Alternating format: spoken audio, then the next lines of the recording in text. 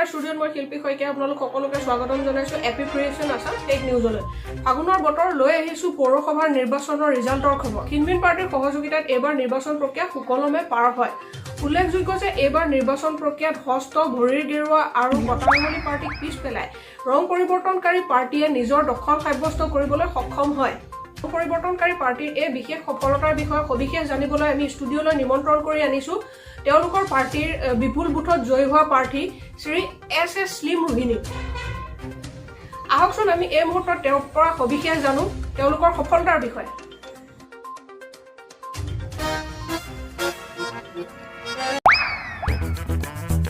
হয় miss S slim Rohini আপোনাক ষ্টুডিঅ'লৈ স্বাগতম জনাইছো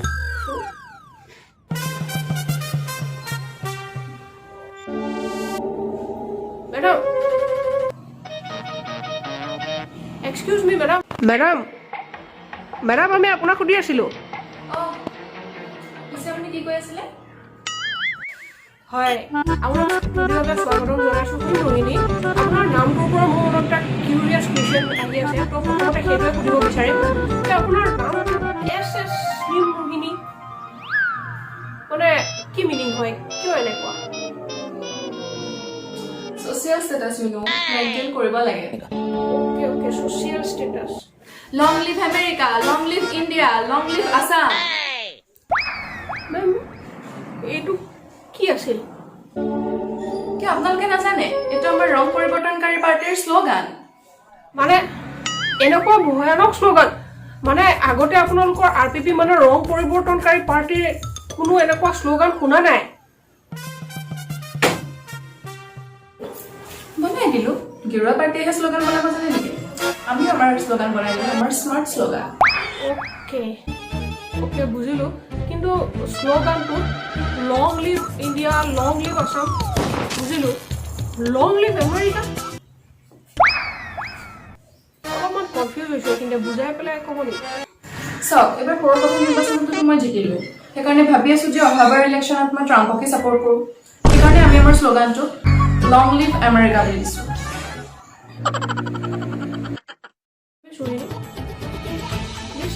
স্লিম ৰোহিণী এইবাৰ ইলেকশ্যন কমিটি বহুত কাঢ়া হোৱা দেখা গৈছে তেওঁলোকে টকা খোৱা পাৰ্টিক ধৰিবৰ বাবে শকতাবত পাৰ্টিক টিকেট নিদিলে তো এই প্ৰসংগত আপুনি কি ক'ব বিচাৰিব মই ইলেকশ্যন কমিটিৰ এই সিদ্ধান্তক যথেষ্ট সন্মান কৰোঁ মোৰ এনেও প্ৰব্লেম নাই কাৰণ মোৰ থাইৰয়ডৰ প্ৰব্লেম আছে মই টকা খালেও কোনেও গম নাপায় টকাতেই নহ'ম ন আপুনি নিৰ্বাচনত বিপুল ভোটত জয়ী হৈছে তো এই মুহূৰ্তত আপোনাৰ কেনেকুৱা অনুভৱ হৈছে একদম আমেজিং মই বিৰাটেই হেপী আপোনালোকে দেখিছে হয় একচুৱেলি আপোনাৰ এক্সকিউজ মি আপোনালোকে নেক্সট কুৱেশ্যনটো সোধাৰ আগতে মোক এটা গ্ৰীণ টিৰ ব্যৱস্থা কৰি দিব নেকি গ্ৰীণ টি ফিগাৰ আৰু মেইনটেইন কৰিব লাগে নহ'লে আজি জানো মই ইয়াত থাকিলো হয় টিকেটে নাপালো হয় শকতাবত মানুহখিনিৰ কথাটো আপোনালোকে জানেই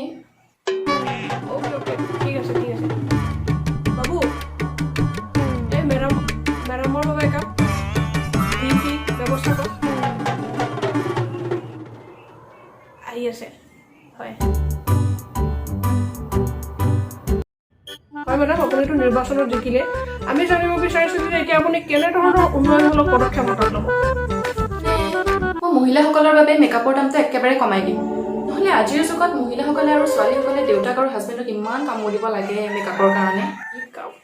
কমাই দিব মেডাম আমি মেকআপৰ দাম কমোৱাৰ কথা কোৱা নাছিলোঁ মানে উন্নয়নমূলক কেনেকুৱা ধৰণৰ কাৰ্যসূচী হাতত ল'ব সেই বিষয়ে জানিব বিচাৰিছিলোঁ হোৱাট ডু ইউ মিন মহিলাসকলৰ মেকআপৰ দাম কমোৱাটো উন্নয়নমূলক আঁচনি নহয় মেকআপৰ দাম বৃদ্ধিৰ কাৰণে কিমান ঘৰৰ ছোৱালী বোৱাৰীৰ কলিকণ্ডল আৰু ৰিলেশ্যনশ্বিপৰ মাজত ব্ৰেকআপ হৈছে আপুনি কি বুজিব হয় মই আৰু এখন আঁচনিৰ কথা ভাবিছোঁ যিখনে আমাৰ যুৱ প্ৰজন্মক বিশেষকৈ লাভৱান কৰিব হয় মই যুৱ প্ৰজন্মৰ বাবে গোট খাৰ দামটো কমাই দিম বুলি ভাবিছোঁ যুৱ প্ৰজন্মৰ বাবে গোট খাৰ দাম কমাই দিব তাৰ পৰা কি আপোনালোকেতো জানেই এতিয়া আমাৰ অঞ্চলটোত কিমান ফ্লাইঅভাৰ ব্ৰিজ এইবোৰ আছে তাত আমাৰ কালাৰ কৰাটো সুবিধা হ'ব গোট খাৰ দাম কমালে ব্ৰিজ আৰু ফ্লাইঅভাৰ কালাৰ হ'ব নুবুজিলোঁ কিয় নৱপ্ৰজন্মক গুটকাৰ দামটো কমাই দিলে সিহঁতে বেছিকৈ খাব বেছিকৈ খালে বেছিকৈ পিকাব আৰু বেছিকৈ পিকালে আমাৰ ফ্লাইঅভাৰ ব্ৰিজবোৰ এনেও ৰঙীন হৈ যাব আচ্ছা আচ্ছা বুজিছোঁ এতিয়া বুজিছোঁ কমন চেন্স কম খৰচত বেছি কৰাৰ আইডিয়া মেডাম আপোনাৰ পৰা শেষত জানিব বিচাৰিম যে আপোনালোকৰ পাৰ্টীৰ পৰা যিসকল প্ৰাৰ্থী বিজয়ী হ'ব নোৱাৰিলে তেওঁলোকৰ বাবে আপুনি কিবা ক'ব বিচাৰিব নেকি একচুৱেলি কি জানে আমাৰ এইবাৰ বহুত প্ৰাৰ্থী জিকিলে হয় কিন্তু কি জানে সিহঁতে মানে যথেষ্টক্ষীণ আৰু মোৰ মতে সিহঁতে ভোট দিব নোৱাৰিলে